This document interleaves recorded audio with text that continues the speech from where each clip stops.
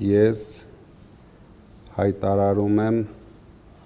ընդդիմադիր ուժերի համախմբման պրոցես, քանի որ մենք այդ սխալը թույլ տվեցինք ընտրություններից առաջ, շատ ընդդիմադիր ուժեր, որոնք միգուցե ազնիվ պայքարում էին, բայց գերագնահատեցին իրենց ուժերը, շատ ընդդիմադիր ուժերի հետ մենք չկարողացանք պայմանավորվել, դրա համար հիմա շատ կարևոր է մեր երկրի եւ ժողովրդի համար այս համախմբումը։ Ինձ թվում է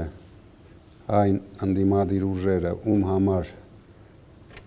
թանկ է մեր երկիրը, կարձագանքեն եւ մենք անպայման կստեղծենք հետընտրական ընդդիմադիր կոալիցիա։ Ես առաջարկում եմ ստեղծենք համակարգող խորհուրդ, ուղիղ եթերում շփվենք, բոլոր պրոբլեմները մեր ժողովրդին բացահայտենք, ճիշտ քննարկումներով, դիմելով մեր ժողովրդին, հասկանալով որն է ճիշտ, գնանք այդ քայլերով։